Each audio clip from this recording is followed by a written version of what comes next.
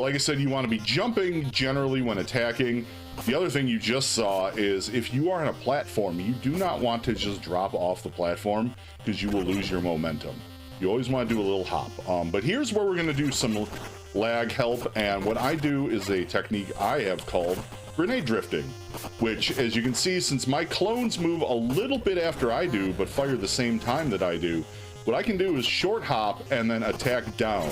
And what that does is I throw it on the ground, but they do the ground drop attack, which is going to get rid of enemies behind me, helping with lag. And we're going to be fighting the Axe Demon Ogre coming up here shortly. So upper right, you see that's a 5. That is my health bar. Most attacks will do 1 life. Some will do, I believe, 3. And then certain enemies, such as this Axe Demon Ogre, will insta-kill you. But we got him, we exploded him, and then we jump to freedom. As you can see there, the platforming hitbox for you to jump onto it is very, very generous. I also kind of run the Game Boy version of this, and it is not as generous. All right, so here we're gonna have our dudes with guns. We just need to hop over them. And then the zombie DeVitos have finally shown up. They will one-hit kill you as well.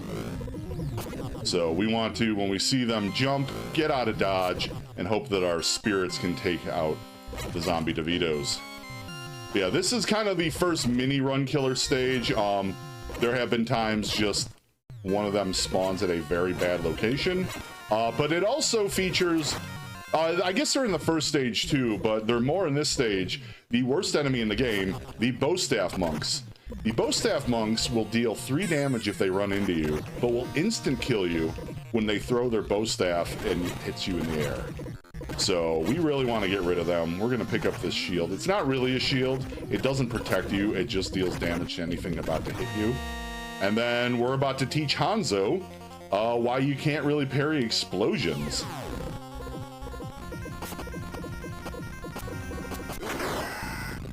Sorry, Hanzo. No dice. No dice. Yeah, what's up, everybody? Hope you're having a fine day so far.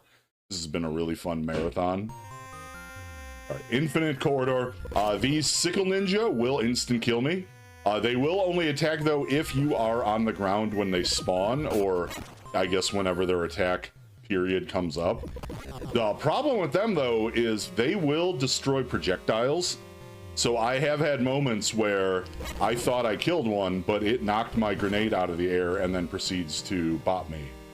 And they usually will throw one here at the very end near the stairs, but we got there. All right, so we're going to spend this entire area just up top, and what we want to do is do our ground attack with the dynamite, which is going to not only create explosions to kill the guys in front of us, but it's also going to lay some traps for anybody up top trying to sneak up. Ordinarily, if you're not doing this, you're stuck on the bottom and you're just jumping onto bamboo shoots. Here's the slowly descending ceiling, somewhere between Mad Scientist and a haunted house. All right, we got hit by an exploding bowling ball, but that's fine. So this is my least favorite boss in the game. These are just 2 giant rocks who have decided to ruin your day. And they will do everything in their power to crush you.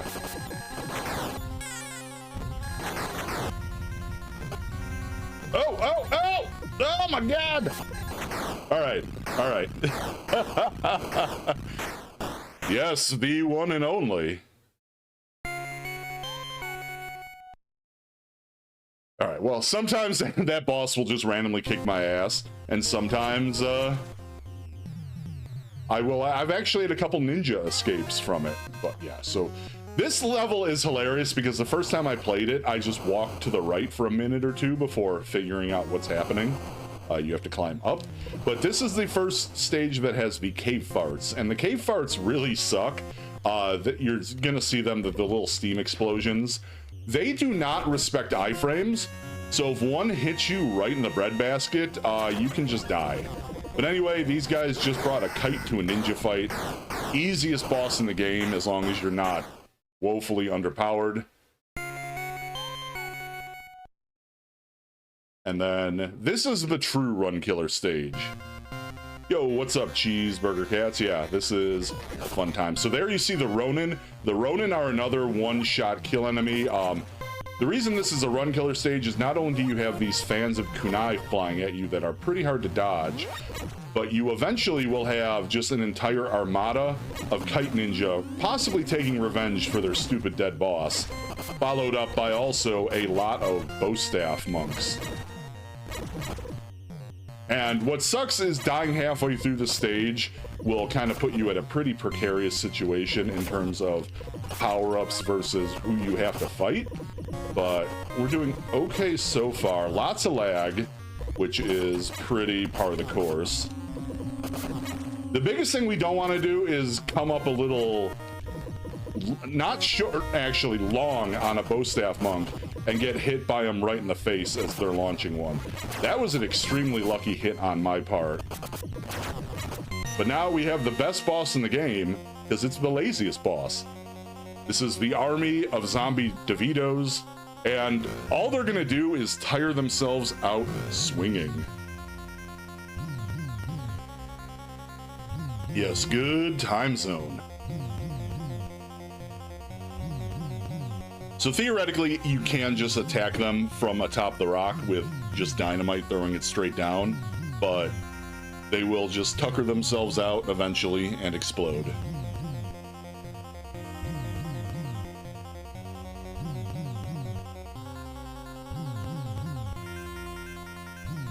Gives us a little break too. Oh, there they go. Poor guys. Yeah, if you try to like jump around dodging them, they will eventually corner you and it will be a bad time. So that strat was a fun one to discover. So here is the final stage, and this is where I'm probably gonna die to cave farts. Because the cave farts, just like I said, they do not respect the iframes, and their location is static, but their firing, just kind of timing, is not. So like I said, if one hits you center mass, you are probably hosed. Alright, let's see if we can do the Ninja Pit of Death in one hit. Left, left, left, break. Yes! Still got it. Ninja Pit of Death, first try, muscle memory saves me again. Alright, so we have 2 life going into the boss fight.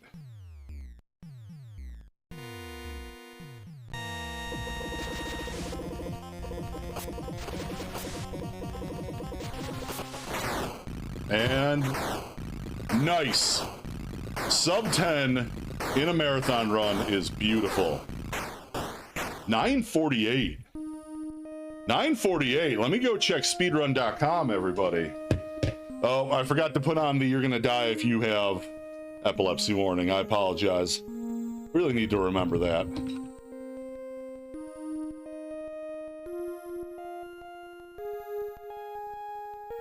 Is that a PB? That is not a PB. 9:31, but I will take a sub 10 on a marathon run for sure, every time. Also, I'd feel bad about getting a better time, because right now Cheese Viking Games and I are the gatekeepers of Ninja Spirit. You must get under a 9:31 to prove yourself worthy. Yeah, and I love the ending theme to this too. So yeah, this is a really fun game. Like I said, it's the first game that I really learned how to speedrun years ago. Timing is short, really easy to learn. The hardest part of the game is the Ninja Pit of Death, but once you get the muscle memory down for that, it pretty much sorts itself out. It's just kind of like you either remember it or you don't. But yeah, figuring it out the first time probably took me a very long time until a viewer gave me a hint. But yeah, all you stick around. I'm gonna go set up for my next game, World of Horror, which is gonna be more of a showcase than anything else. But yeah, stick around and keep it spooky.